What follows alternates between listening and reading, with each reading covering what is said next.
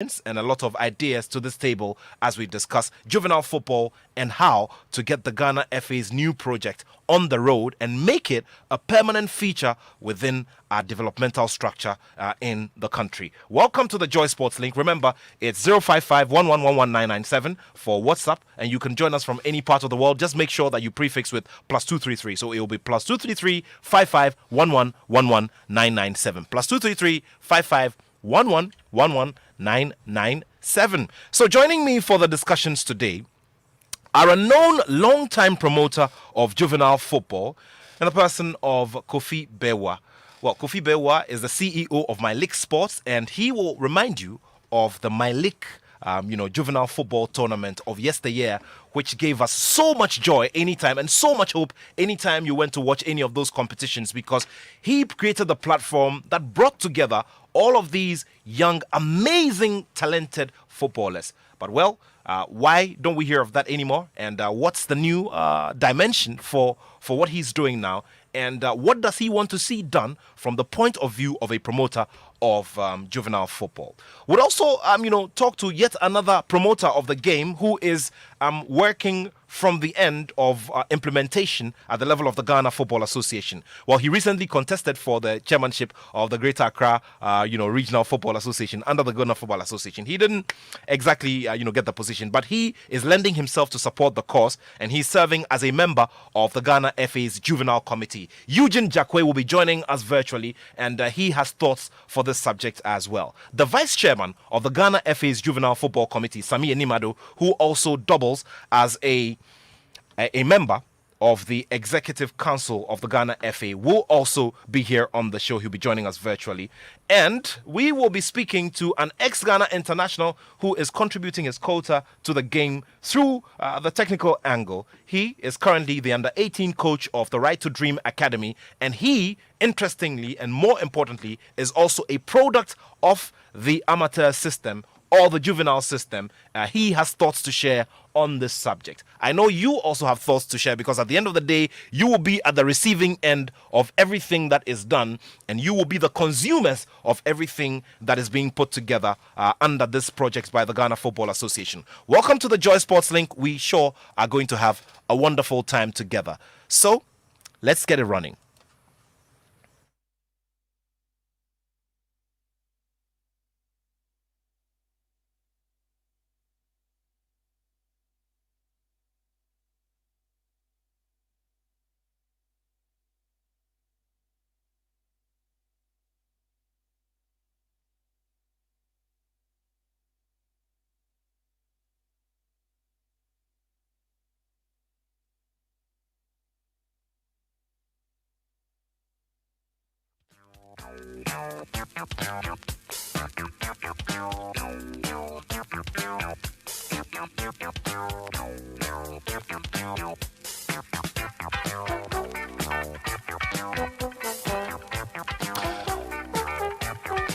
Apologies for that break there. Let's do some more here. And of course, we'll say greetings to all of our friends who are joining us via My Joy Online TV.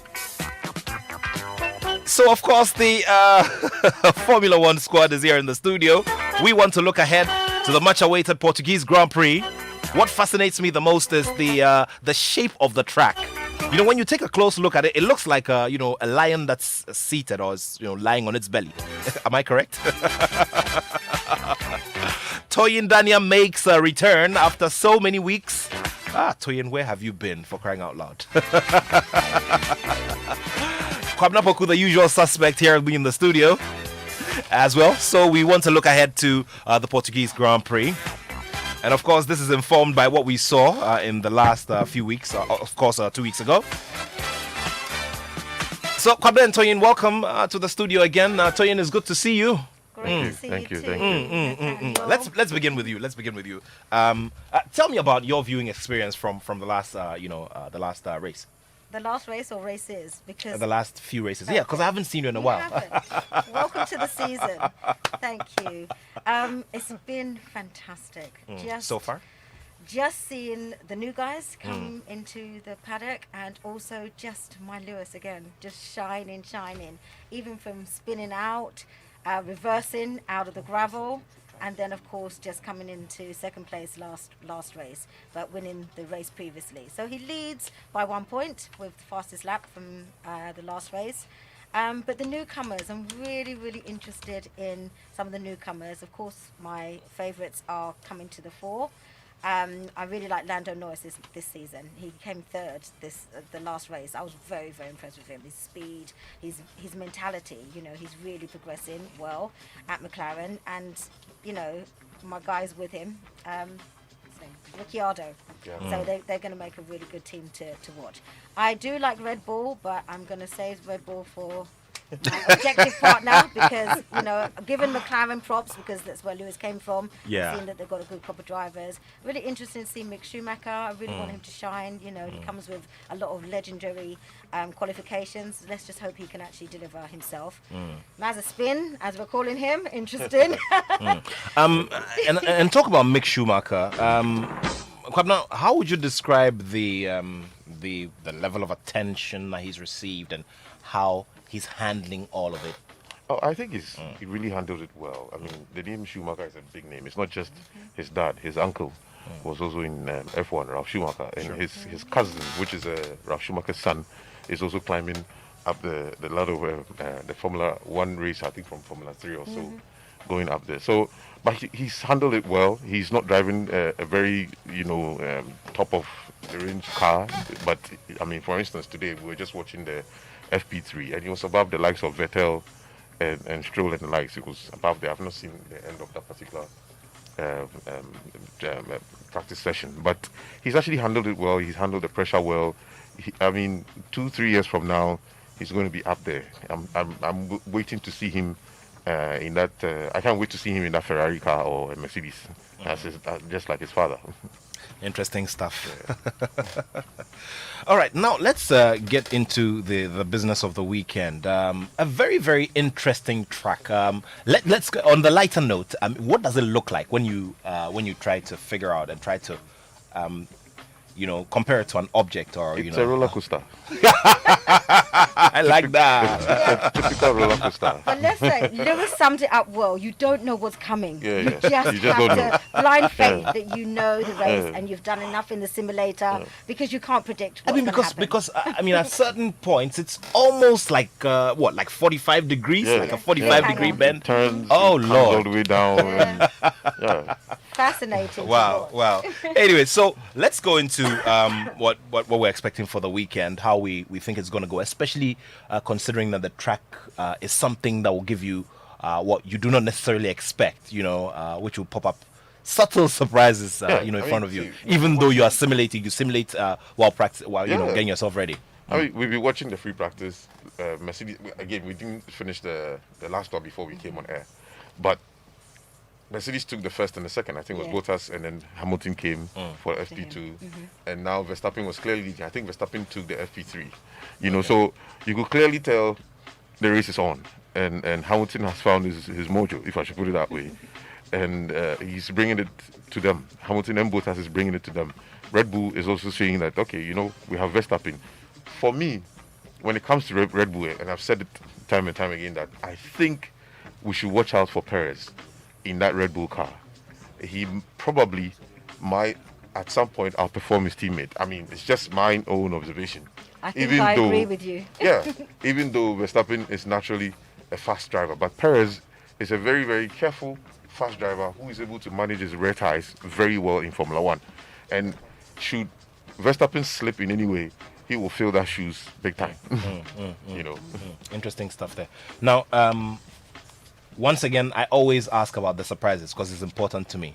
We've seen some of them before, even though they are not so regular. During the season, what kinds of surprises are we expecting, if there are going to be any at all, Toyin?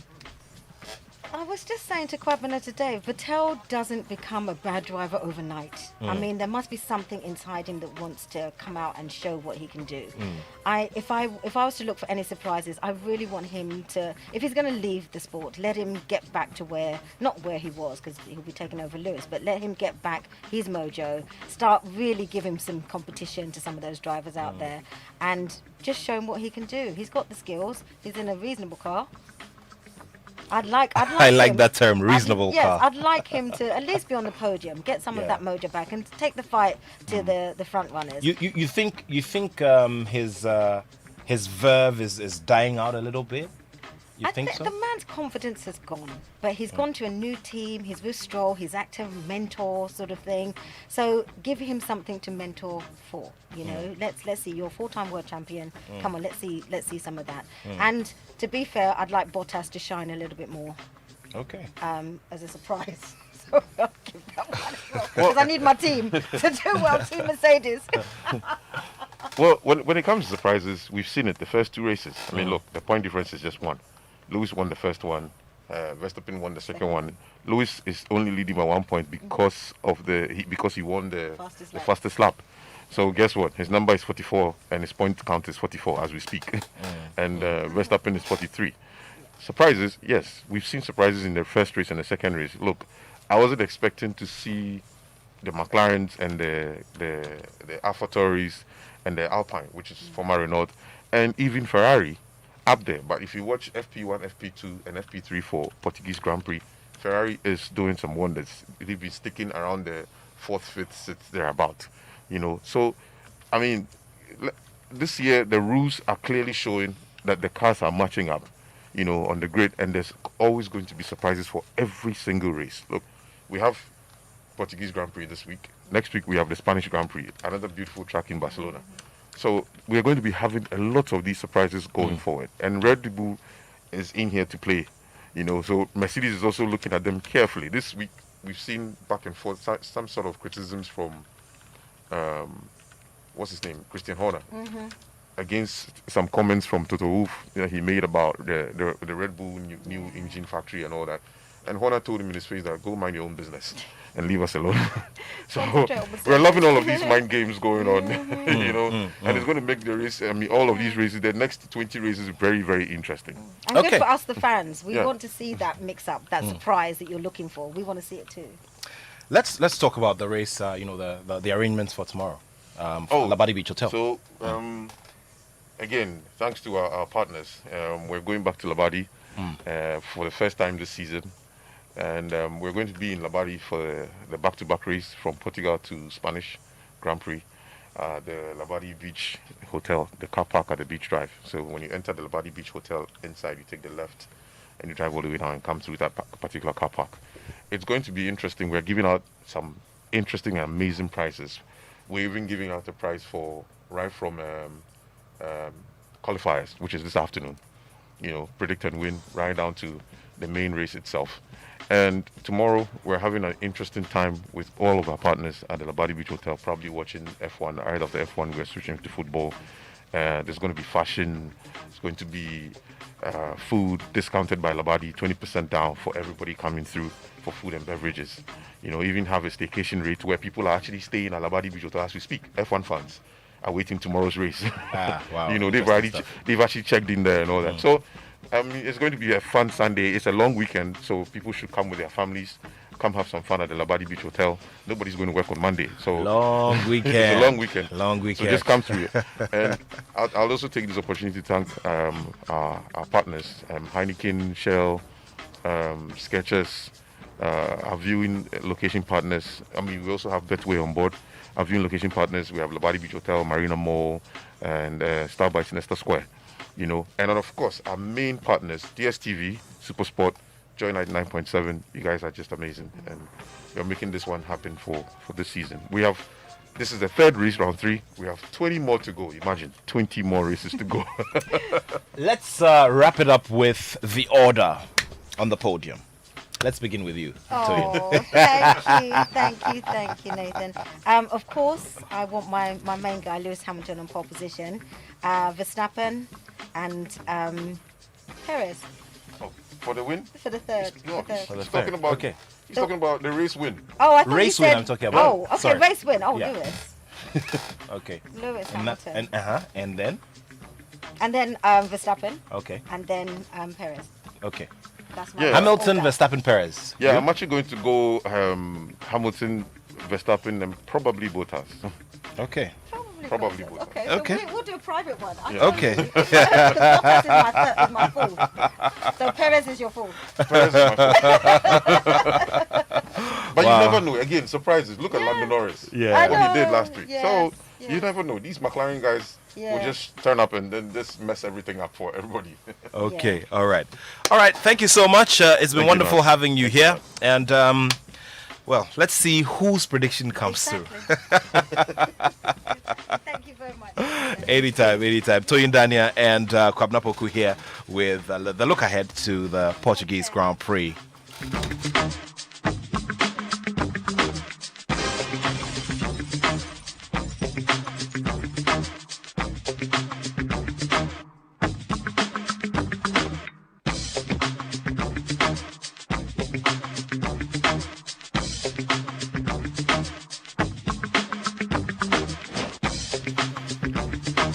This is the Joy Sports Lincoln Joy 99.7 FM. Your messages are very welcome. This is a national subject and we must all get interested. Because the way we all approach and support this new juvenile project by the Ghana FA will determine its level of success and the look and feel of all of our national teams going forward. Here with me to do the discussions in studio, Mr. Kofi Bewa, a seasoned and experienced and successful cold sore juvenile football promoter, CEO of My League Sports, here with me in studio, joining us virtually, our vice chairman of the juvenile committee of the Ghana Football Association, Sami Animado, and a member of his committee, Mr. Eugene Jakwe, and a product of the system who's seen it, done it, and is now coaching, Laye Kingston, the man who brought some class to the number 7 jersey in the Black Stars in the last, 15 to 17 years? Or probably 20 years. They are my guest, and you are my guest as well on the show. This is the Joy Sports Link. The conversations begin very, very shortly. Remember, it's +233 55 11 11997. You can also place your comments on our live stream on the Facebook pages. It's Joy997 FM and at Joy Sports GH. You can also tweet at us at Joy Sports GH. This is the Joy Sports Link. My name is Nathaniel Atto.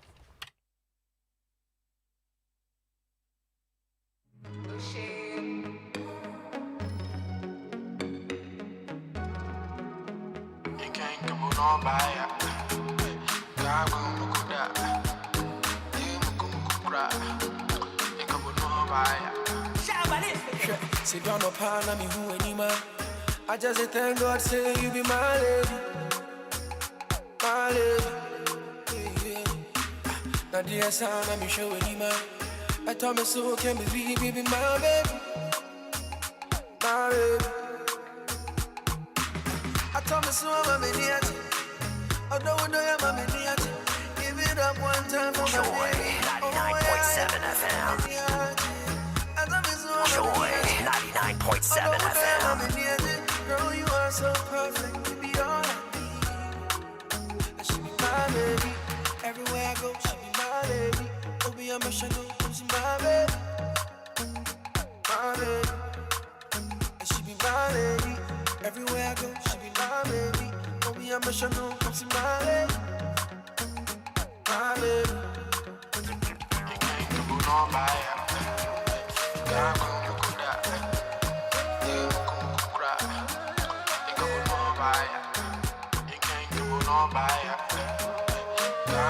All right, so we're getting the discussion underway. Make sure that you're tuned in and make sure to share the link from Facebook so that everybody can be part of the discussion. Welcome to the Joy Sports Link. My name is Nathaniel Atto, and we're taking a close look at the juvenile project by the Ghana Football Association and how we can get it to be a success story and make it a permanent feature, not just a 9-day wonder, but a permanent feature within the development frame of our football. Good afternoon to you, Nathan Gaduga. You wasted your talent to, you are doing communications and, international relations and all of those. You could have been a fine Real Madrid player by now. Good afternoon to Honorable William Oreku Edu, Deputy Minister Energy. Thanks so much for always doing the listening here on the show.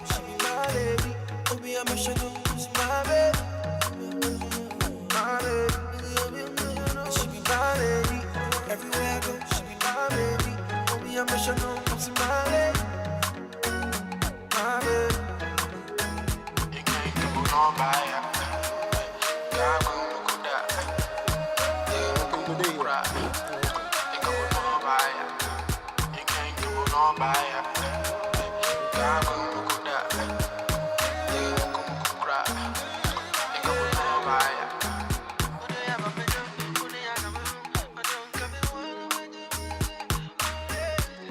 Thank you very much. I just relocated in the studio. You know, we always like to enjoy our studio here on Joy 99.7 FM. So thank you all very much for staying with us. And of course, we have three out of our four guests. Later on, we'll be joined by Mr. Eugene Jacque via phone. And Mr. Laye Kingston will start off the conversation for all of us, especially because he has major commitments working on a coaching course right now. And So let's get down. But good afternoon, gentlemen. Good to see you, Kofi. It's been a while. Good afternoon, Art. Yeah. We haven't sat here in the studio in a very long time, isn't it? In a very, very long time. And we have fatherly duties. Yeah. Don't we all? Yeah, Don't we all? I want to say hello to my lovely daughter, Definitely, you have to. Mami Pokia. Yeah, sure. She's listening right now. Yeah. You know, we should have Mami Pokia become like, one of the first, very first Ghanaian female FIFA agents, following within, in addition to a chosen field. Eh? Yeah, no doubt. Okay. All right. So, Laye, can you please unmute? Sami, Enim, can you also please unmute? Let's touch base. Thank you very much, gentlemen, for joining us. Laye, good to have you. How have you been?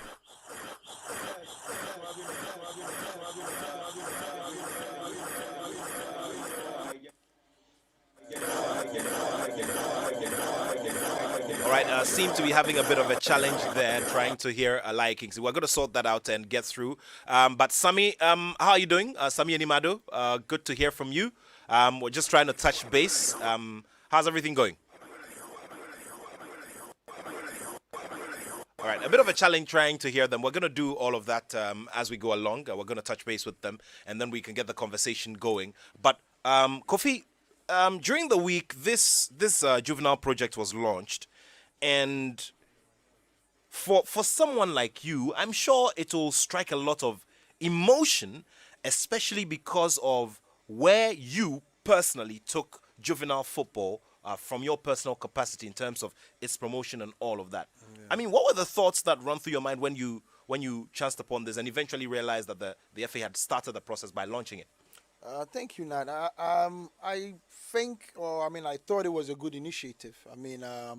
I thought it was a step in the right direction, but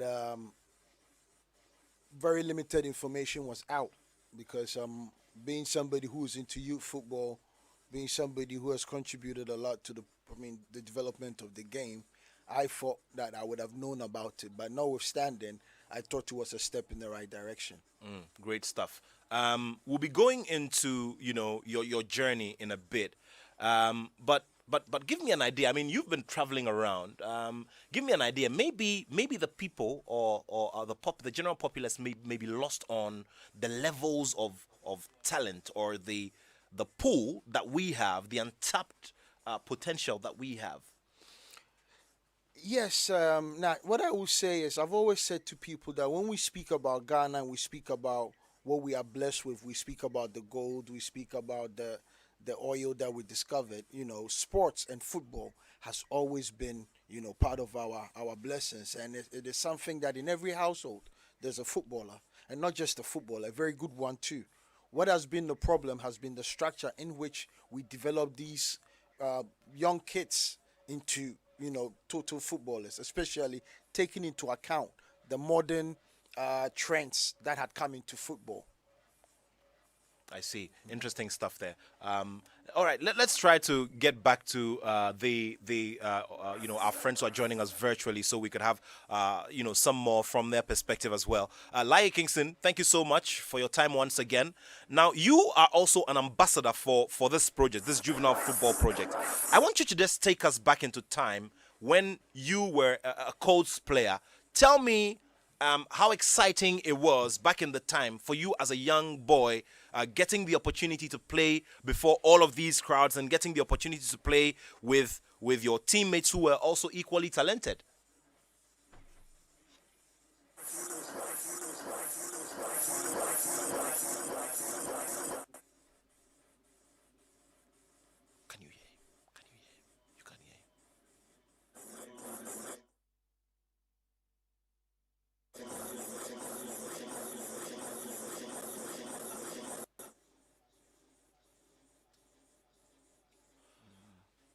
All right, apologies for that. So we're going to switch them to the phone and have the conversation with them. It looks like our Zoom is not our best friend today. We'll be switching. Lai, apologies for that. We're going to come to you very shortly via the phone.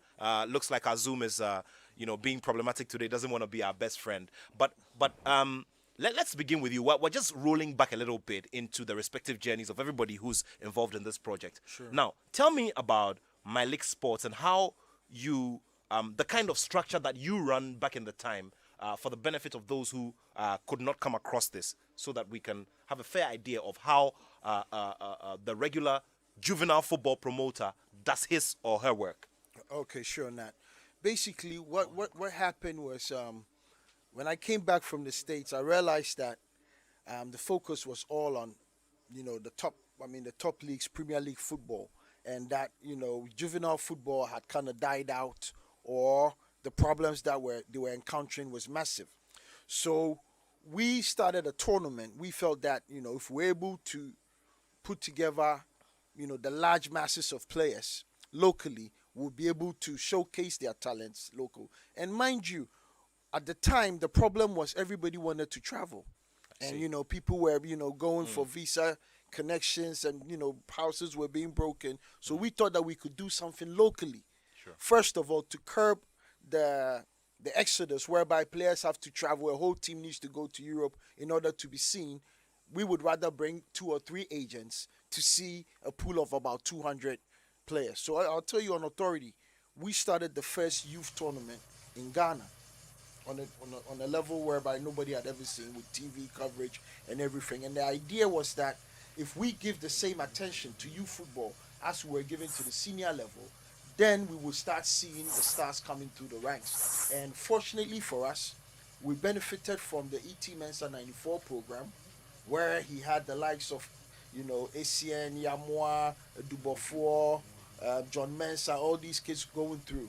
So our program in 2002 had players like Ekwafo, Kofi Ntibuache, Jordan Opoku, Helegbe, even Right to Dream, that was Tom Vernon Academy, played their first tournament in Ghana, during our time. So basically what we were trying to do was to, give because we knew that the talent was here. They just didn't have a platform. So what we came in was to create that platform whereby kids all over Ghana could be seen. I see. Now, so at a certain point, we didn't see that being Tournament, organized regularly. What happened? Well, the GFA at the time looked at us as competitors, even though Christine Yantichi was quite supportive. You see, I think, and that's why I would have preferred the discussion coming. Like Sammy and starting the conversation. They're going to join us very where shortly. we could come in. In Ghana, once you disagree with an approach, you are turned to be a foe. Okay. Because I had the expertise, I had the training. I'm a licensed UEFA coach myself. Sure. So I also knew how we could do it. And we wanted to offer our services to the FA. But because of the bureaucracy, we started it privately, hoping that the FA will join hands with us and, push the program. Okay, so you were open to doing that? Oh, Sure. continuously. They had to sanction the tournament continuously. Of course. But then, we were trying to curb the use of overage players, trying to curb the interference, trying to curb, the match fixing and all these. And at the time, with not the benefit of social media, we were encountering serious problems. So instead of them coming on board, they were rather making it difficult for us to, for example, be able to put the tournament together. Now, when you travel around the country, what do you see? Do you have an idea what the spread is like, talent-wise? Where, for instance, you could tell us that you think that maybe the central region has more talented players, or the northern region. The northern regions have bulkier players who can play in defense, or all of that. Are you able to tell us that based on your experience? Yes, you are. And I am waiting to hear from Sammy to hear who they spoke to or who they dialogue with, or people that they came into together in order to put this program out. because I think that, I mean, scientifically, there are certain things that we should look at. I mean, historically, it's been, you know, our goalkeepers, majority of them are either from the north or central region. Our, you know, right backs, left backs, laterals, they come from, you know, the mid belt, sometimes central. But defenders, strikers, and that is where, and goalkeeping, I think, is a very, very important part of football right now. These need to be taught. In the northern regions, you see, we get the height, we get the build, we get the strength. So, from my point of view, we have to have a tactical approach in how we are going about selecting these players. Because, I mean, when we were growing up, Opoko Friye was the top striker, you know, but I'm taller than Opoko Friye. You understand? But I mean, in the modern game, you could never put Opoko Friye as the last man. I mean, as the top striker, you would have to use him as a second striker and put a tall guy so that he can, you know, hit the ball to somebody like Opoko Friye to score. So I think that the science behind the picking of the players, the selection of the players, I don't know how much, because I was googling, I was trying to find out information. The only thing I saw was in relation to the penalties. I want to find out how we intend going about picking players, because I believe that historically, the science will back it up. That certain, I mean, areas tend to produce certain caliber of players. Interesting stuff. If you just joined us, this is the Joy Sports Link on Joy 99.7 FM. We're having a conversation about juvenile football. The Ghana Football Association during the week launched its juvenile project, and that will be a league format which will have children or boys from all over, you know, the country get the opportunity to play in a league and get the opportunity to progress to the regional level and to the national level as well, after which they open themselves up for opportunities to be selected into our national teams. Here with me in the studio is Kofi Bewa, who is a juvenile football promoter and a UEFA licensed coach as well. And joining me on the phone line are the the vice chairman of the Juvenile Committee of the Ghana Football Association. Mr. Laye Kingston is an ex-Ghana international and an under-18 coach of the Right to Dream Academy. And also, most importantly, he is he is an ambassador for this project. So let me now get on the phone line and speak to Laye Kingston now. Laye, thank you so much for your time. Good to have you finally on the phone.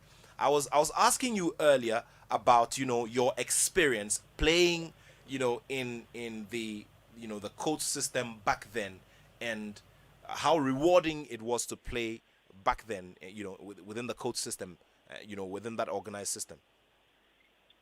Thank you very much, Nathaniel, and a very good afternoon for our cherished listeners.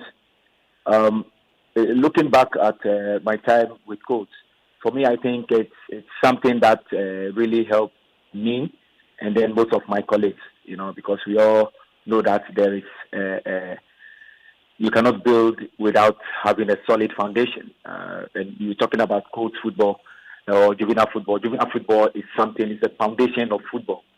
So every country have to embrace juvenile football, focus more on juvenile football, because this is where you can get the likes of very good players in your first team that will be able to help the country, the clubs in the country to for their football to look attractive. So for me, I think that's the place that gave me a lot.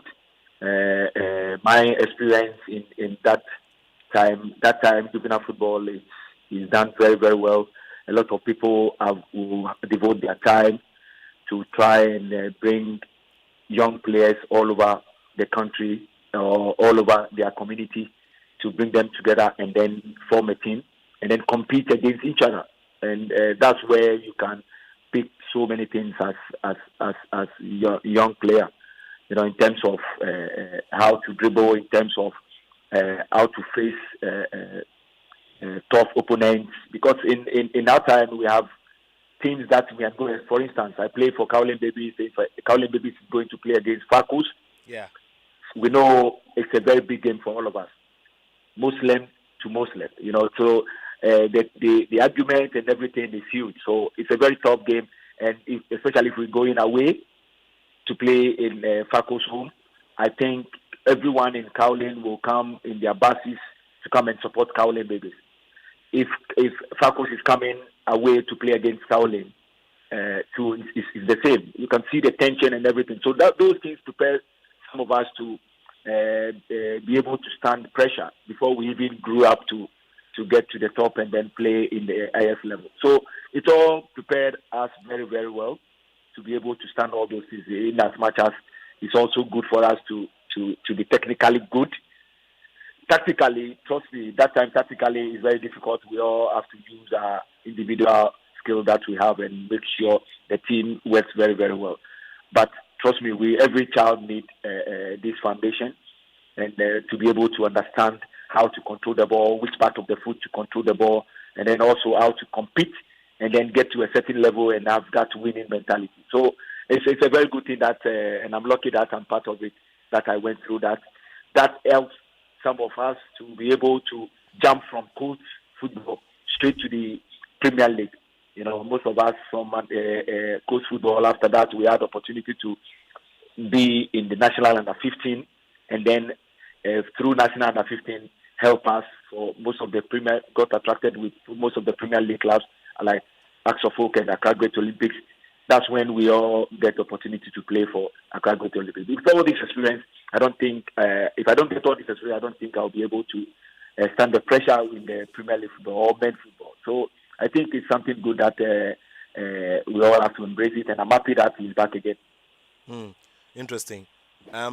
There's always the talk about how the promoters of course football back then have done, a lot of sacrifice, more or less, placed themselves as a sacrificial generation who hardly got anything out of it and just kept pumping their resources into it. Some of them actually, had financial distress because of these things. Yeah, you're right. In our time, I always say that it's charity, because I can remember a club that I played before joining Cowlin Babies. It's called Me and You Babies. And You Babies. I like some of the names, eh? around Asene area. Yeah, sure. You can see that our team manager doesn't have any work. All he does is to go to the beach and go and help the fishermen. After that, they will give him small fish, and then that's what he will come home. After our games, he will just buy small curry and then just prepare a craw for us, and we all rally around one bowl and then eat from it. That's your winning bonus, Wow, if interesting. That was your winning bonus. So, I see. So this is Gary and a claw. And for those of you who do not know what a claw is a delicacy of the Ga people, especially in the fishing areas where fresh fish is boiled with a bit of garlic and some spices, straight up without any other method, any other frying or grilling or anything. It's just boiled nicely, and then it's consumed. It's placed in the water with which it's boiled, and then you grind your pepper and eat whatever you want to eat with it. I see. Yeah. So Gary with a claw was your winning bonus. Yeah, that's all we got. I see. But that must have created a very big bond. I mean, was a platform for bonding for you guys. Doing something as simple and as modest as that was bonding you guys a lot, right? Yeah. Most of us, because we all eat together in the same bowl and all that. We all have to help and then make sure. All you need is to go out there and play football. And sometimes if you don't do your responsibilities well, in terms of you coming on time to carry the ball and walk from Asene to fire service, that's where we train.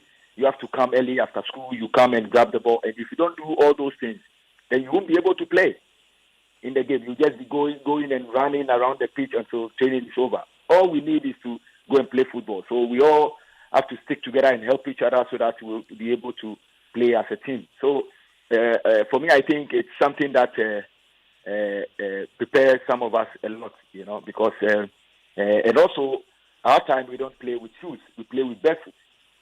We play with barefoot, we play without football boots. You have to play with, and then at a point that coach management introduced some boots, there is some sponsorship in coach. Then they brought us some boots. The boots look like a full shoe. If it touches you, your legs are gone. Wow. But some of us we have, and then they have to share among the clubs. but some of us we prefer using our bare feet and using that boot because we are so much used to playing with our bare feet. So it's something that for me, I think we went through, and I think that's what prepared most of us very, very well. But I give thumbs up to coach, football management, people that devoted their time and then helped some of us achieve what we love better. Wow, interesting stuff there. Greetings to you, Fifi Bunsen, doing the listening. Later on, we're going to be hearing from Fifi Bunsen, a seasoned broadcaster, entrepreneur, and somebody who has deep roots in football, has covered so many generations of our footballers. We're going to be hearing from him later on. Also, Benny Fifiation has sent this one. He says, that is my brother Kofi Bewa, with whom I grew up in DC, and now a FIFA licensed coach. Wow, we played codes in DC, and I played shadow with Yao Sechi and Kofi. Wow. So we had blue lines, and most of these players ended up in Dansoman with Liberty Professionals at the Dansoman Kifit Park. Wow, interesting history there. Some very interesting history there. You see, what we have to understand is when you proffer a solution, you must know what the problem is. We're speaking coast football. What my brother is speaking about is what we used to call Munchendi. Yeah. That's the 5-a-side, 7-a-side. Okay. So there was a graduation. When you started, even before you get to play in a coast team, you would play Munchendi, which is the 5-a-side, 7-a-side. Exactly. And when you're good, then you get to play in a proper coast team. Wow. So just like Lai was saying, and that's where my argument is that when the football was growing, because at that time it was an area gentleman, somebody who liked football, would put a bunch of kids together. I mean, in Lai's case, he said it was Aklo and Gary. In our case, I think it was rice water and Ikugbemi or some bread and stuff. And we only played because we just love to be, together as a unit. And just like he's saying, Yao Sechi, Ajatete, these were our playmates. You understand? But you can see the graduation. But somewhere along the line, Ghana lost the plot. And I think that is the bane of the discussion if we want to develop the game.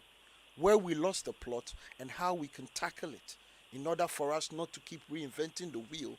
Because like I said, I have Kwesi Nyantakyi's 10-year development plan right in front of us. And I was going to coach sections of it where they were going to address youth football. At the time, they said that we had about 50,400. Your mic? Yeah, sure. Sorry, we had 50,400 youth players in under 12, under 14, and under 17. 50,000. 50,000. And this was how long ago? This document is 2006 to 2010. I see. Right. So this is a decade old. A decade okay. old. So there's a possibility that these numbers may have increased. They have increased, but the point is, it was a policy. We never implemented it. So we've brought up a new policy. What it shows that we are going to implement it. What have we learned? So my discussion or my plea is that, yes, we have a problem, but our problem is not simplistic. It is holistic. So let us tackle it from a whole point of view. Maybe we'll do it facets. The league might be one of the solutions, but let's look at all the other things that go into play. Because as Lai will tell you, he's an under-18s coach. There are certain things that a developmental coach has to have that a senior coach doesn't need, because you're speaking to kids. You need to speak inspirationally to be able to motivate them both psychologically and on the pitch. I mean, in Ghana, you go when you see a kid missing a penalty and he's being asked to do 10 push-ups or roll on the floor. I mean, Messi on $500,000 misses a penalty. You need to encourage them. My brother's laughing. Yeah. You understand me? So these are things that we need to implement, because if the people who are going to handle the kids are not they are not properly trained, what are they going to be teaching them? And that is the point that we've been stressing. And the education part of what we are about to do should not be downplayed. All kids in these programs should be in school. Period. Because there's no under 17 kid who shouldn't be in school, especially with free SHS. You understand? So I think that the discussion is a broad one, It involves a lot of stakeholders. I mean, our big brother, Professor Bitugu, at the University of Ghana, I don't know how much of an input he had into this. I know we can't get everybody, but let us try as much as possible to have a program that would work, similar to what Right to Dream has. I mean, if Lai speaks to Tom Vernon, he will tell him, we started with Tom. From the grassroots, we're all with Tom. But because of his structure, it was Tom Vernon Football Academy first, then he metamorphosed into Right to Dream. Right. Why has he been able to get to this level and other people have failed? Because players are picked on merit, not because they are Lai's brother's son. Friend, yes. You understand? Yes, Coaches are working according to a plan. They have projections that they have to meet. You know, scouts are doing their job. Giving coaching education to their staffs as well. Exactly. Teachers, coaching education, and everything. So it comes with a lot. Multifaceted approach that we need to have, and it involves education. Lai, you have experienced almost all the aspects of this big this platform. Now you've been there, you've seen the era where you are punished for making a mistake, and now you are part of an era that encourages when somebody makes a mistake, just like Kofi was talking about.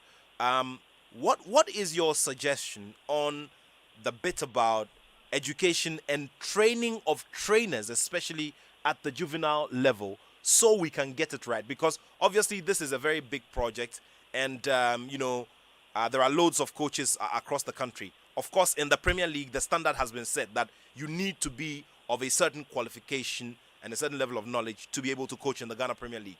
But of course, I wouldn't boast of going through the full document on the implementation of this project. But what will be your suggestion, Lai, on our trainers of trainers, because it becomes very important, those who are going to be in charge of these juvenile teams?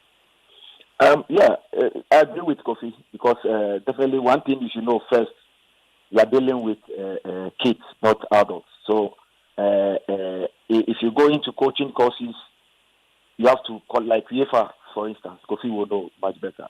UEFA badges, you have to pass a test called child well-being first before you be allowed, or before they will to start your coaching course.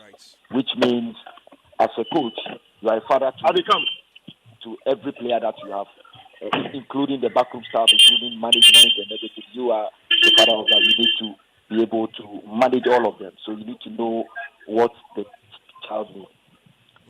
If you're going to coach a senior team, you have to have different approach. You have to understand that you are dealing with adults, and then you have to understand how you can deal with adults as well. If you're going to coach juvenile players, it's also different. You have to understand and know how to take care of kids and understand how.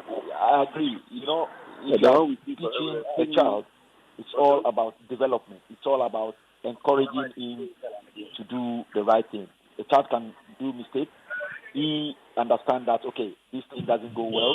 You don't need to be punished. You need to be able to encourage him that, okay, what you did is okay, but next time you can do it this way and it will be perfect. But Sure. One thing you should know, the first thing you should know, that coaches are there to develop elite. Lai, can you amplify your voice a little bit? You've become a little faint. Can you amplify your voice? Yeah, hello, can you hear me? Yes, I can hear you now. Yeah.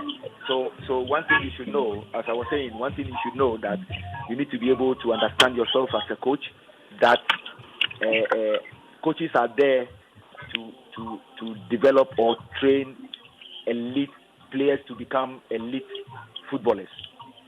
What do they need? You want to train them to be perfect.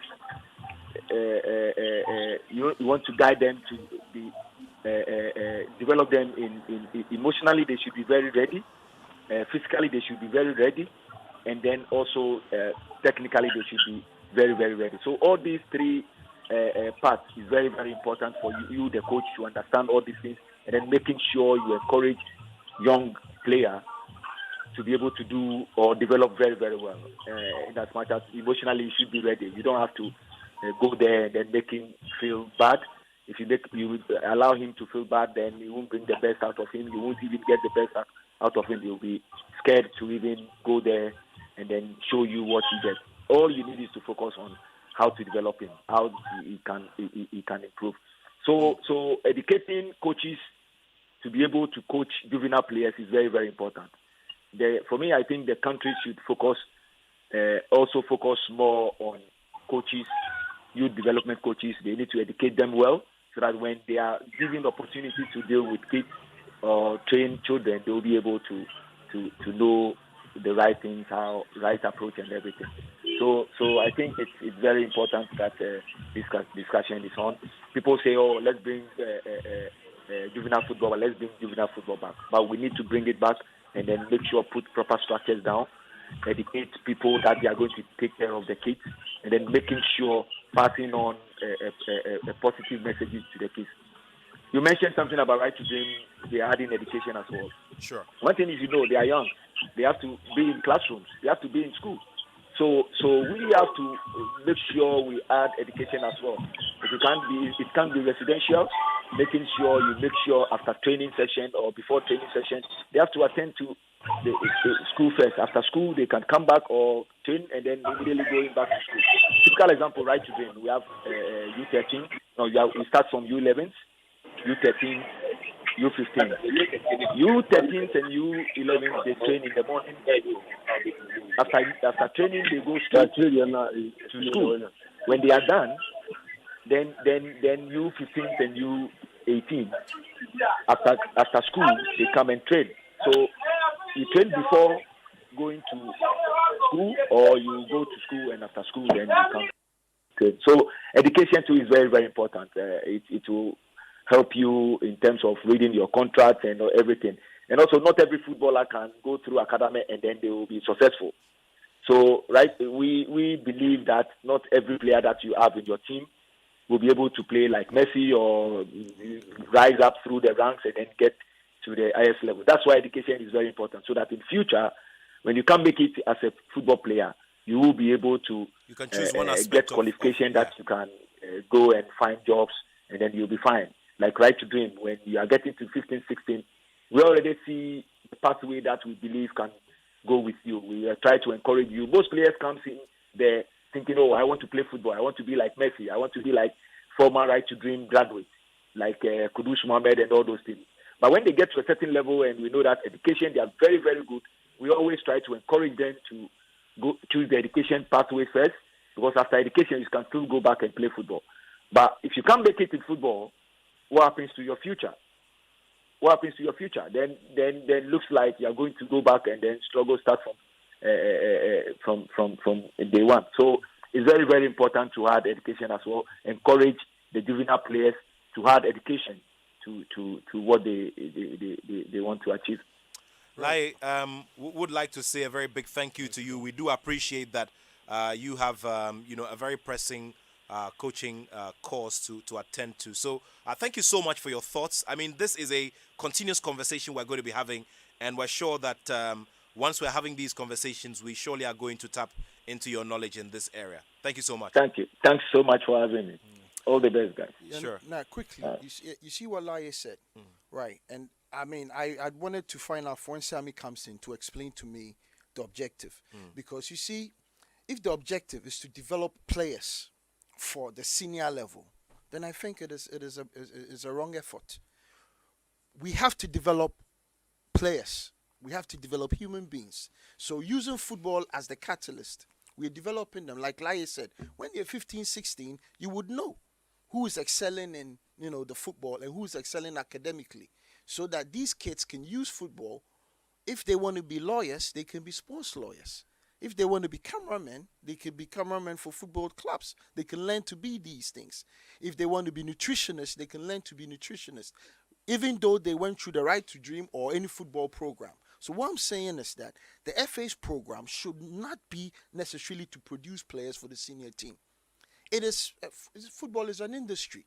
We need so many people within the football. That is why we have the Linekers, we have the Andy Coles, we have the Dwight Yorks continuing. And then, unfortunately, we can only mention one or two like Laye and ACN who are continuing, because after football, because they have played the game, when they're speaking about it or working in it, they have a sort of understanding of what you go through or the kids go through. So they're able to address these issues well.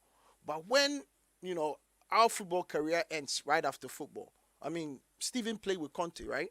Sure. Conte went on to become coach of Chelsea. Sure. He's coach of what? Another team? What team now? I think Inter or something. Our brother Steven, what's he doing? He was with the Black Stars. I understand. But I'm trying to say the progression, because these things have to be planned. And it starts from the grassroots.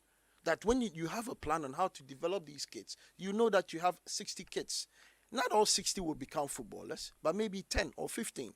But then the rest would work in supportive positions in order for these kids to become footballers. So then we can grow an industry. And when the industry grows, then we will start having the results that we will see in our football on the pitch.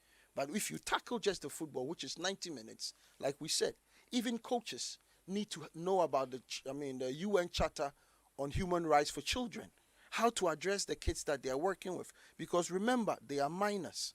These are under 17s. They are minors. And when you are speaking to them, there's a way you have to go about it. And these people need to be taught. So the education part, just like Lai was emphasizing, is very, very, very important. But we also need to teach them for them to understand that not all of them will turn out to be footballers. Well, interesting thoughts coming from Kofi Bewa, who is a promoter of juvenile football. Would now get on the phone line.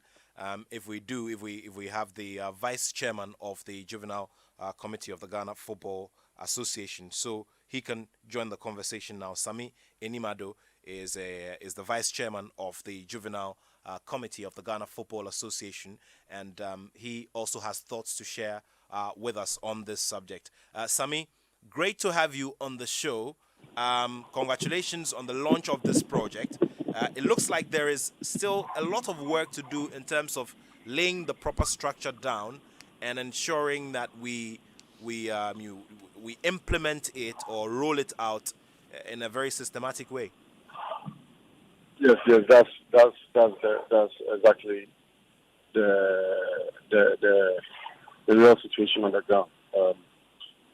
The fact that we're taking the first step, is also very important. You and I know juvenile football has not been played for more than 8 years or so. So can you amplify your voice a bit, Sami? Thank you. Yes, okay. If for all these almost 8 years or more, we've not been able to play juvenile, we've not made any serious statements on it. And the first statement was getting the president himself being the chairman of the juvenile committee and myself as the vice. It tells you we really want to pay attention there and make sure that we will bring that change that Ghanaians want. Now, let's also talk about the scope of the work. Earlier on, Kofi Bewa was giving me some statistics that were put together over a decade ago. That we had a pool of about 50,000, youthful and juvenile players scattered across the country. Do we first of all have the benefit of the numbers that we're going to be dealing with in total for this particular project, which will be in a league and a competition format? The numbers will be double or more in moving forward. So it is crucial that we devise a strategic approach to it and then know how best to be able to put them in the right frame of positions so that we can develop them the most important way we all want. Let's go into how it's going to run, the mechanics of how it's going to run. So it's going to start from the district level, comes to the regional level, and then to the national level, right? Yes. Okay, just walk us through, so for instance, I have a team here in Kokomlemle. I have a juvenile team here in Kokomlemle. Kokomlemle, you are closer to Great Falcons. Okay. Alajo. Okay. Alajo, Great Falcons. Okay, so if I want to take part, for instance, what will be the process? Can you walk us through it? Yes, they are Accra North. Okay. So they will play between Fadama, something Kandishi, that area. They will Okay, play so around basically that you are area. telling us that it is a zoned, it's It's zoned. a zone thing. Okay, all right, very well. So when they play, they'll get their champion, and then they'll get their district champion, then they'll get their district best players and strikers and those personal rewards. So every district, Accra West, that's where the World Bank, that's where you have Ken Harrison babies, Mighty Victory, those days Carlin babies and all that, where my club is also based. Sarafina now, Grace Thomas. That's where you have a lot of Dansmaria United, all those Kofi, remember Dansmaria United. So they will also play there, and then they will also get their champion.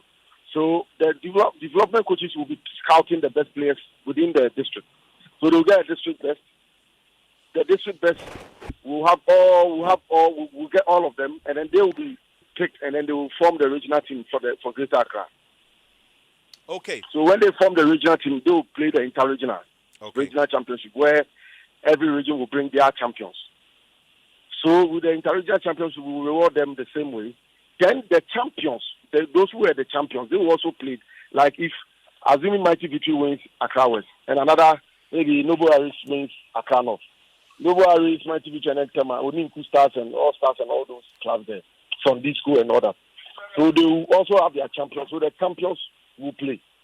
So that's where they will play the Champions League, where the champions amongst the districts will play and get the champion for the entire region.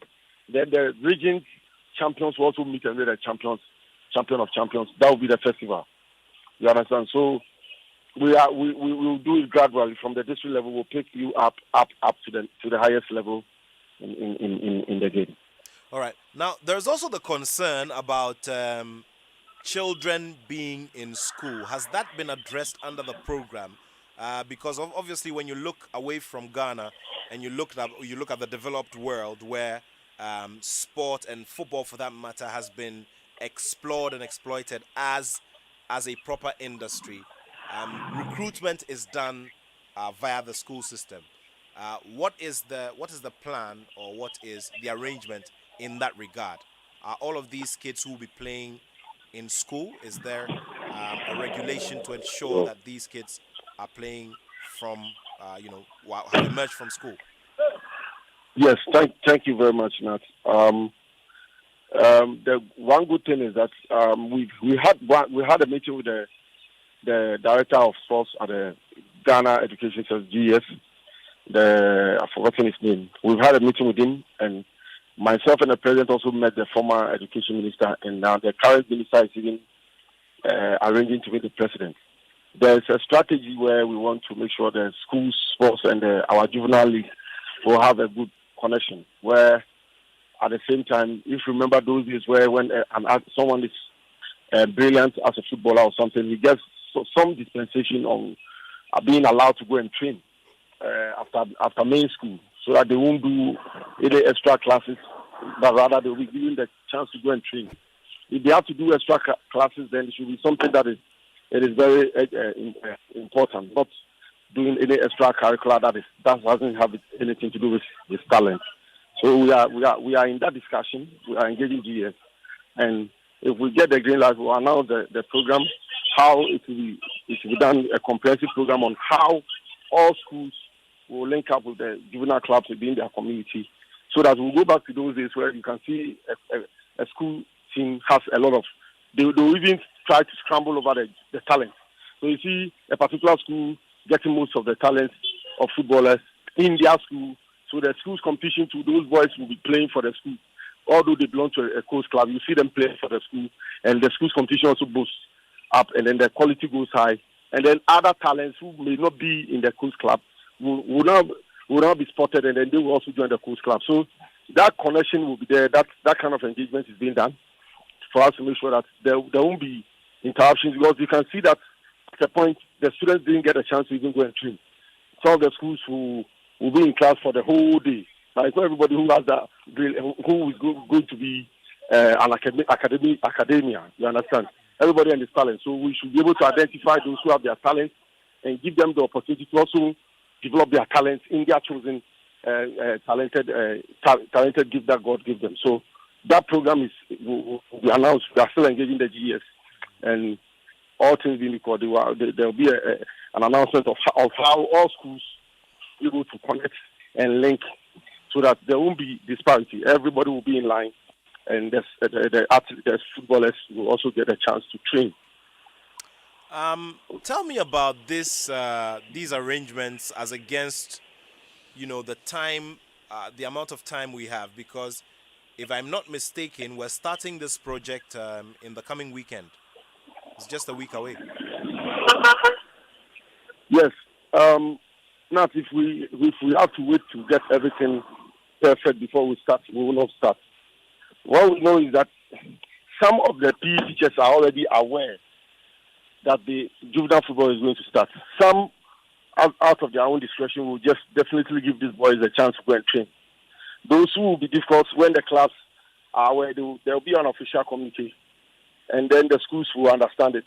I don't think it will be too much of a problem, but we want to find a way to link it well so that when the national U15 and stuff, the teams are done, U13 and all that, the Milo games, those schools games and all that, they will also have quality. So it's a win-win situation for the schools and the GFA. So I don't think anybody will try to stop this wonderful idea. What we need to do is just to engage it and make it official. But I can tell you, most PE teachers are aware, and we've had meetings with the director of PE at the GES, and he already informed some of them already. And I think there will be some kind of community within their sector. But like I told you, we need to start. We can't say we need to have everything perfect before we will start. And we'll be going along, and then we'll be trying to close the loose ends, and gradually we'll get to the right frame of strategy that we want to adopt. All right. Now, the other thing is the qualification to play, the main criteria with which you get to play in this in these tournaments, or on this platform. Is it just being a member of a club and also being a registered pupil or student of a school?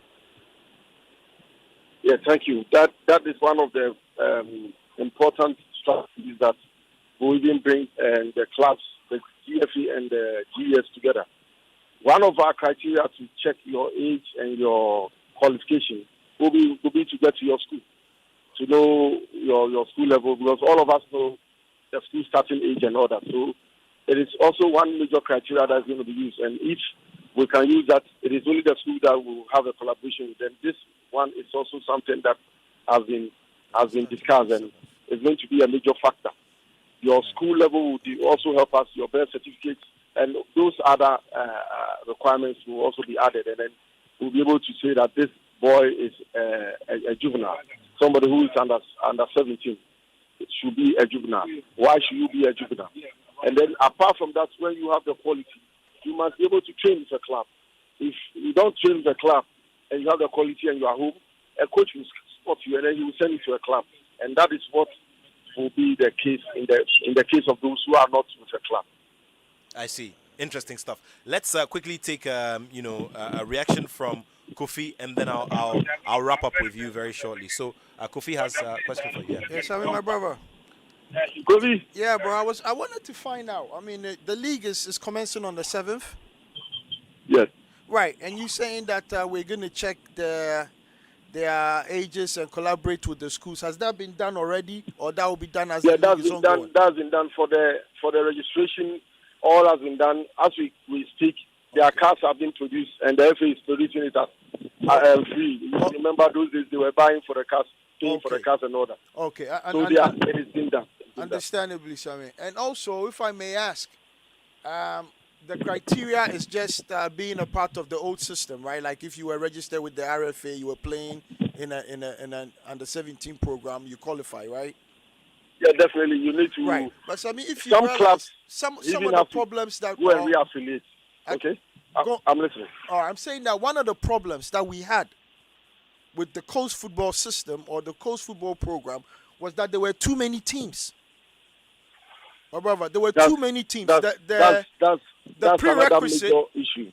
The prerequisite for having a football club, the standards were so low that anybody could form a team, right? So you will be in an area whereby there are 48 coast clubs and maybe only 3 are performing. I was thinking that we would find a way and getting them because, for example, if you go to the UK, most of the teams have names, area names, Dansuman, this or this, that. So if we have 5 clubs in Dansuman and we can come together as one club, I believe there will be a more stronger unit than the, because it's just like reinventing the wheel. Yeah. Now they're going to play inter-district, come and play district, come and play this. I mean, the problems that we encounter at the junior level with favoritism, with refereeing, with pitches, with all these problems are still there. I understand that you can't wait to solve all of them, but how you start it indicates where you're going to go.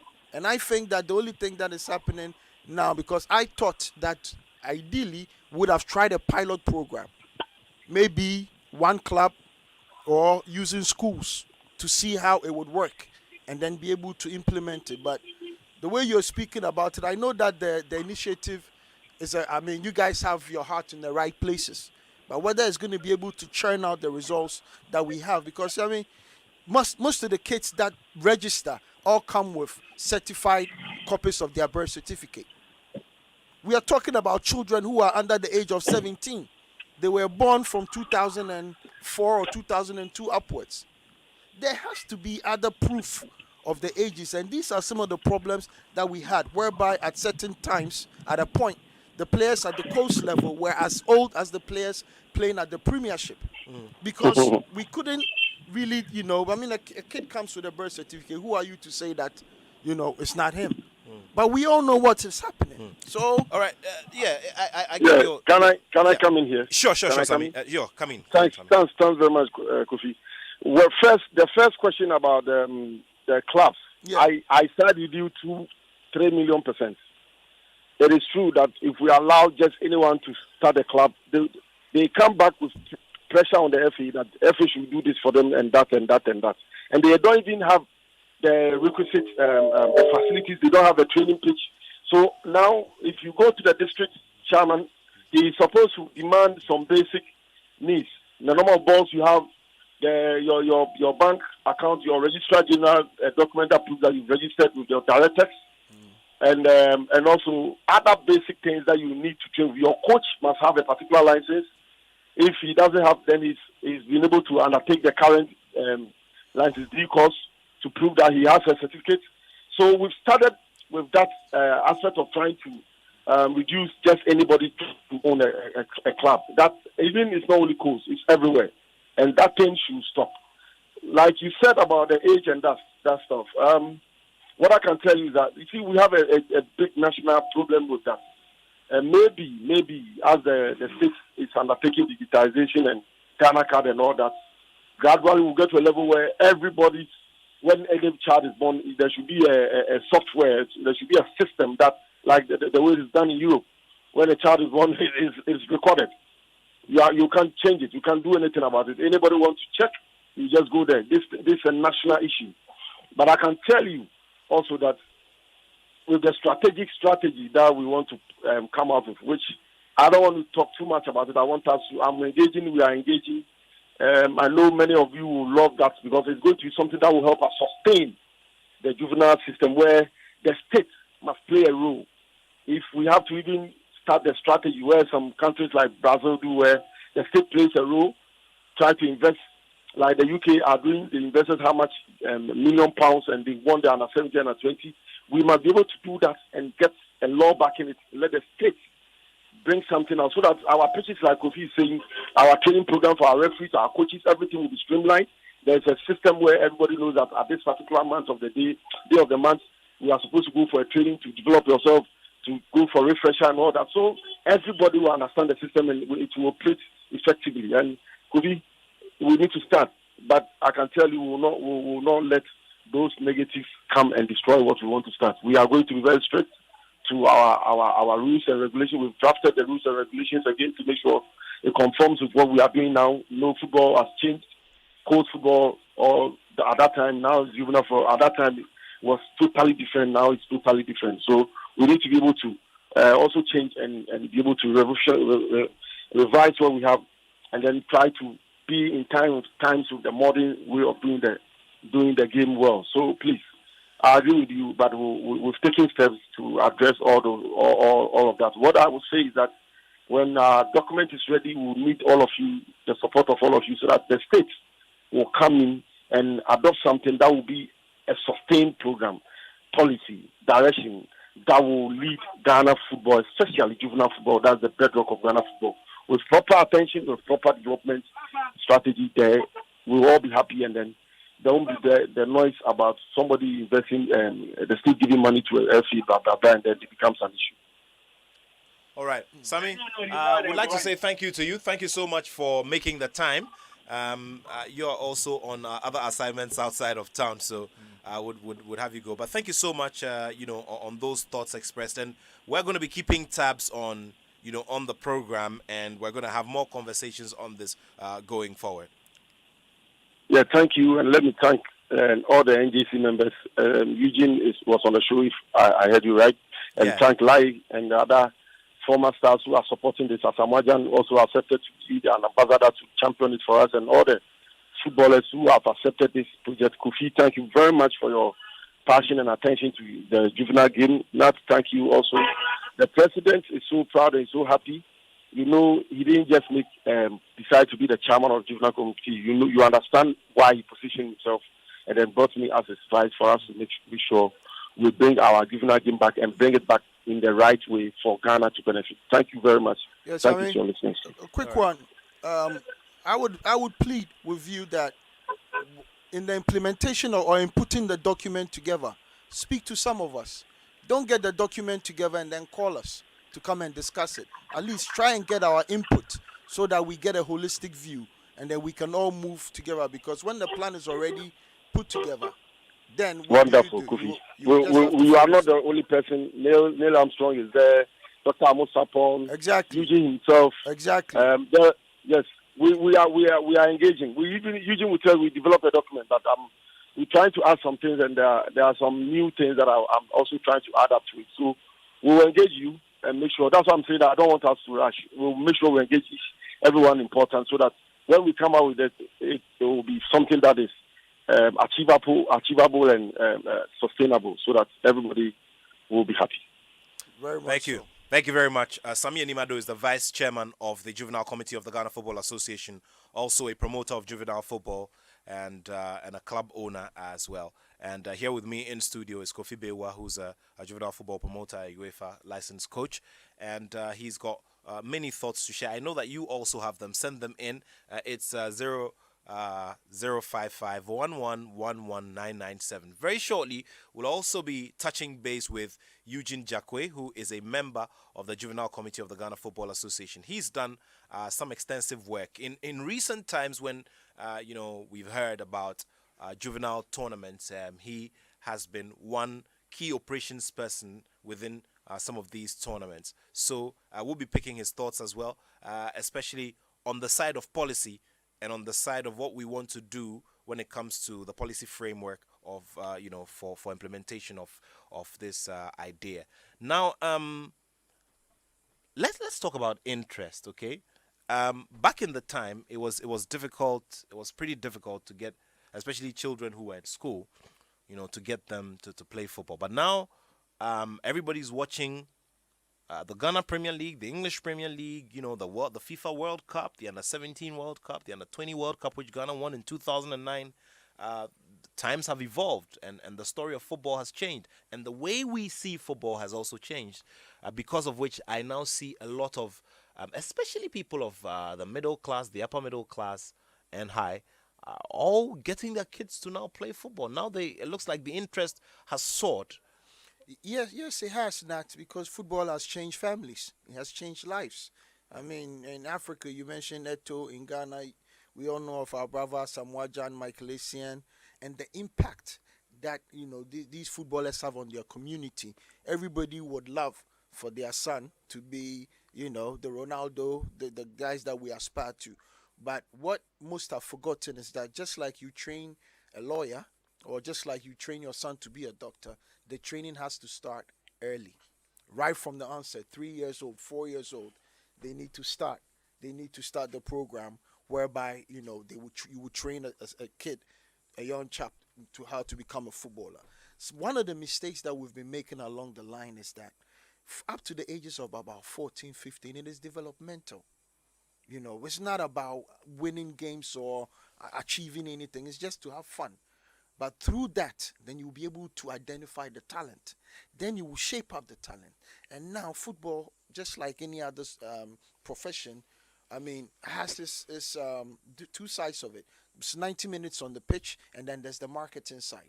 Footballers pitch products. They are spokespersons for banks and stuff like that. So you will need to teach the young kid coming up or the young lady coming up that after the 90 minutes, you also need to behave, because it goes hand in hand.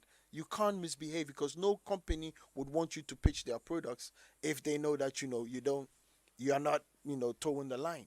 So now the training of footballers has taken a whole different approach. And like I keep saying, that the ultimate goal would be to train a football industry person, one of which is a footballer, and then there are other disciplines: coaching, refereeing, first aid. All these disciplines come under the umbrella. So that is why I think that it is more attractive now. And now, because of the beauty of social media and TV now, you see Michael Essien or you see Suleiman Torres Lamborghini, obviously you want one. So you want your son or your daughter to go and play. Sure. Let's get on the phone line now and have a conversation with Mr. Eugene Jacque. Mr. Eugene Jacque is a member. He's within the Greater Accra setup of the Football Association, and also, most importantly, a member of the Juvenile Committee of the Ghana Football Association. Also, a very big promoter of juvenile football, done a lot of work there, and has thoughts to share with us. Eugene, thank you so much for your time. Thank you, Nat, for having me, and good afternoon to my colleague Michael. Okay, now let's get into the business of policy and all of that. There's so much that I realize your committee wants to do to get things right. I realize, for instance, that in wanting to tackle the issue, or this long-running issue of penalty kicks, for instance, it's been made a regulation that any game that ends in a stalemate would have to be decided on penalties. Yes. I think the president announced that at the launch. Yeah. It is something that, that Ghana has been to few tournaments at the finals, and most often just from a penalty kick away to lifting the trophy, and then we lose out. So it's something that, as Kofi has said, every part of the game, you need to train people. Penalty kicks, with goalkeeping, with goal scoring, even with defensive strategies, how to hold up the play and all that. These are things that you need to teach children. So to try and resolve that canker of failing to the penalty kicks, the committee led by the president has agreed that any match that ends in a stalemate should go through the penalty shootout as a way of training these children to have that mentality and the technique to be able to stand it when the opportunity presents itself again for Ghana. Now, there are loads of numbers to deal with, and what I'm also wondering is, just like has been said, we want to develop players. What about the technical aspect of the game, and what is the plan going forward for those who will be, especially those who will be appointed regional coaches and all of that? Because at the end of the day, from the club level, these players are going to graduate into regional teams that have to be put together. Yes, at the moment, during our days, these coaching licenses and all that were very, very scarce. Well, I remember when I first started my coach team, I was using the little knowledge I knew about football. And my first league match, I was well up 4-0 in the first half. I picked these guys into the dressing room, got a cane, gave them some lashes, pushed them back onto the field, and I said, go and get me the result. We were able to get a consolation of 1, so we ended in 4-1. But when I got the opportunity to do my first level 1 course, which is towards my UEFA license, I realized that, as Kofi has said, when you do that, you rather it's rather a disadvantage to them. They are not able to learn because at every minute they are looking at, when I make a mistake, I'm going to get some lashes. But if you begin to develop them in an area of fun and everything, they pick up more. Luckily for those in the game now, we have the license D, the license C, the license B, all the way to the A license, which never existed when we started. So yes, the FA has made a lot of strides in terms of trying to develop the trainers of these boys at that level.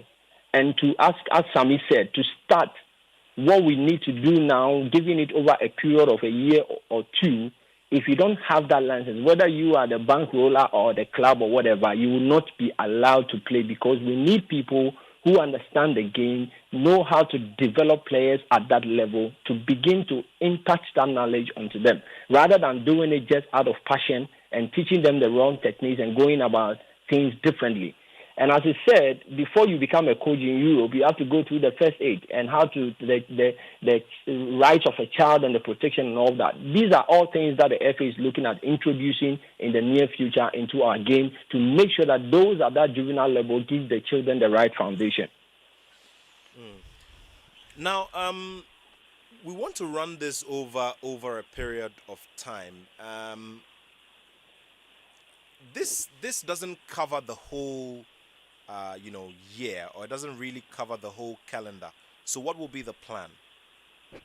You mean the league that was launched? That was launched, yes.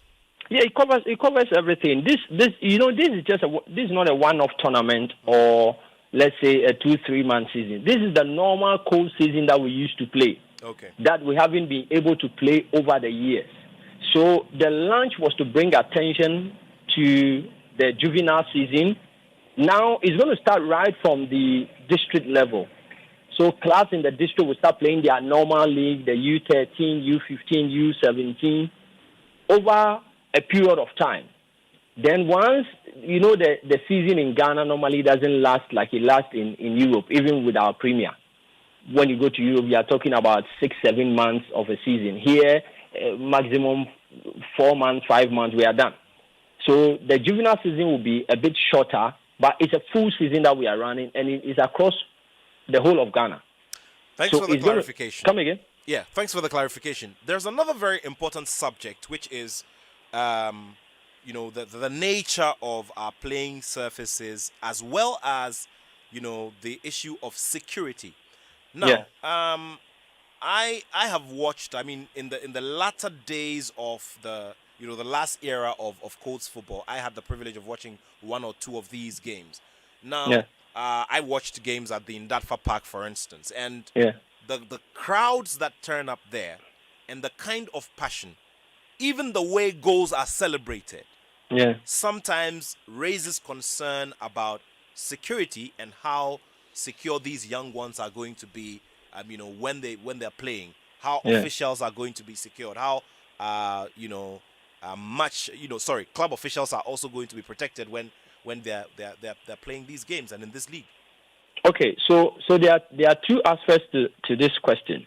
The first aspect, as you said, is with the old system without COVID, where we go to the parks and yes, the passion. I remember sometimes you see coast matches attract more people than even higher division matches. That is true. To some extent, yes, because it's more or less community based.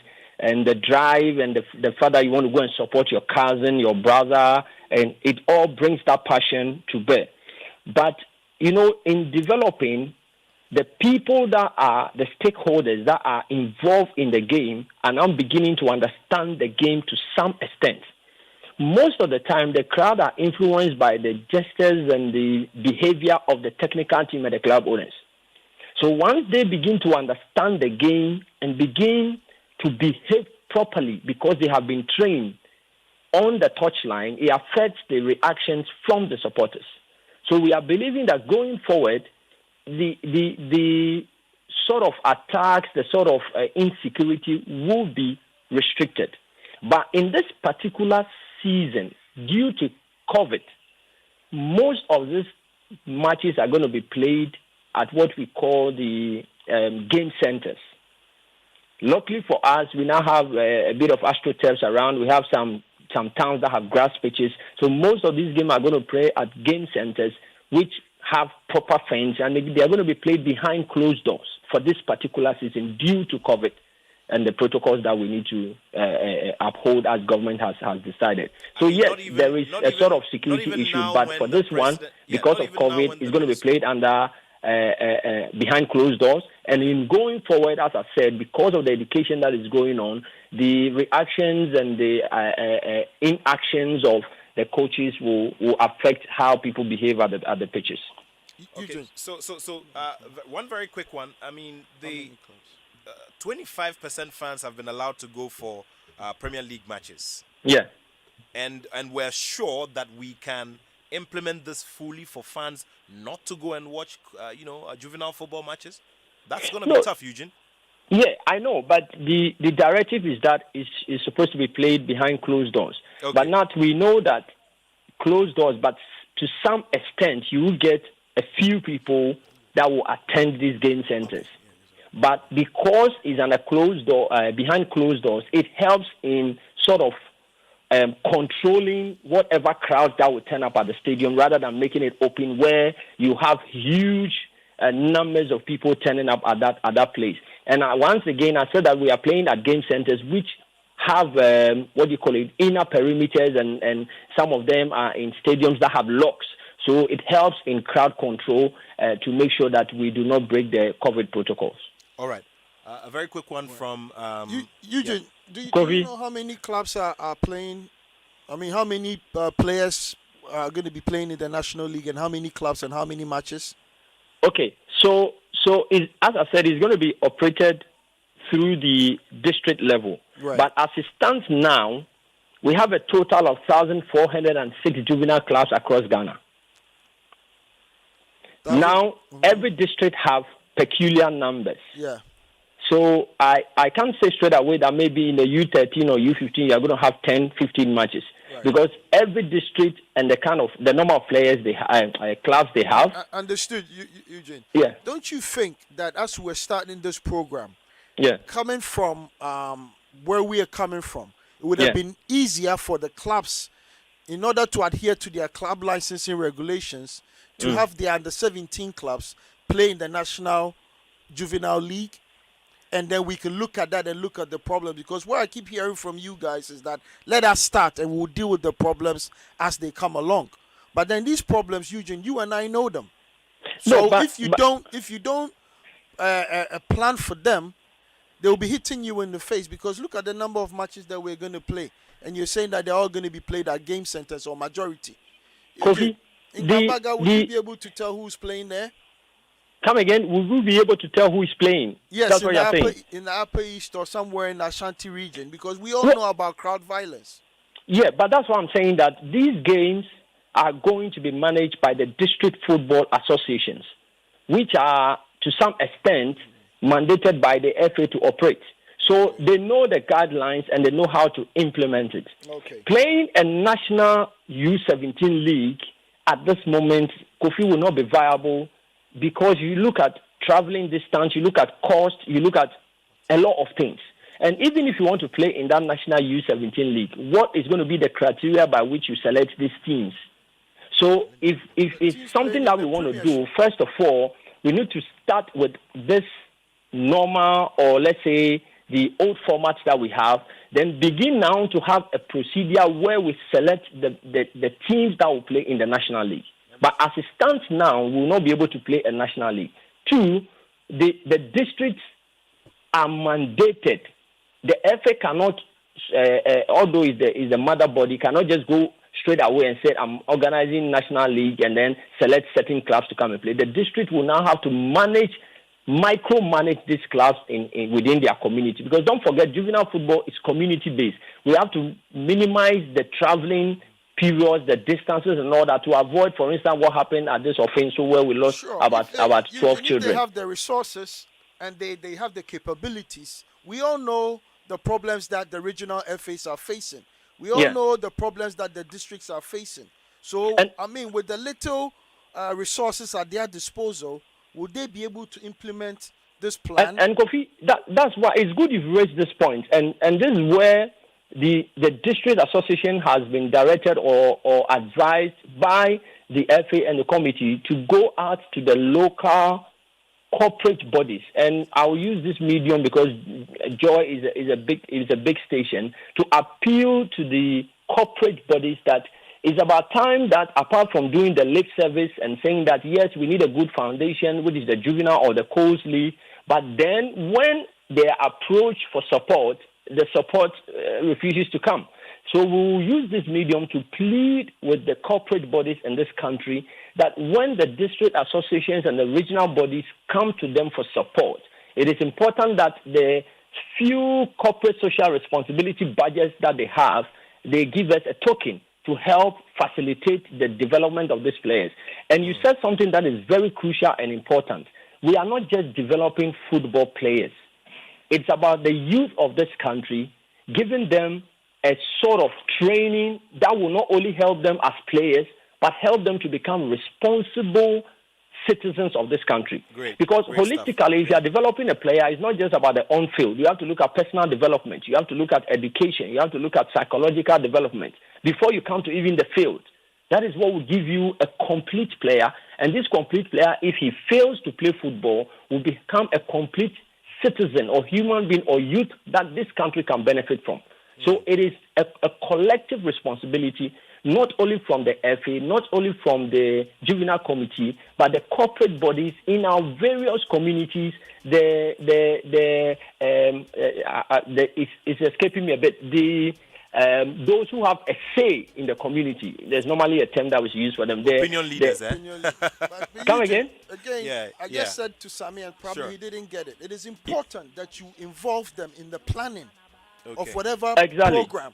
Don't put the program together and go to him to come and put in his money, because they will not understand it. If you, Kofi, I agree with you, and I think that we must, as much as we need to do more, we must applaud the current administration for this effort. Why am I saying that? Before we came out with this, I think we did what we call the stakeholders meeting at the FA conference room, where we had people from the northern region, Kumasi, Volta, everybody coming. We took few suggestions, ideas from people, but yes, we need to do more broader consultation with people like you and who have been involved in the game over time. And I think the last time we spoke, I did say that this is something we also need to add. And Sami stated that we are preparing a holistic document. So we are still in the consultation period, but for the fact that we need the juvenile season to kickstart, because it's been absent for more than 6 years. And we need to kickstart so that apart from the problems we have identified, we'll see other new challenges that will develop from this. And then we factor all of them into the policy document, as you said, that can help us over the next 10, 15 years. Great. So great. Yes, we'll continue to do broader consultation, my brother. Eugene, thank you so much. Unfortunately, time is not our best friend, and so we surely have to have a second installment of these conversations within juvenile football development. Thank you so much for the time. Let me just quickly run through a few WhatsApp messages before we wrap it up here on the Joy Sports Link. Hello, Nat. It's unfortunate I'm not in Ghana, but in China.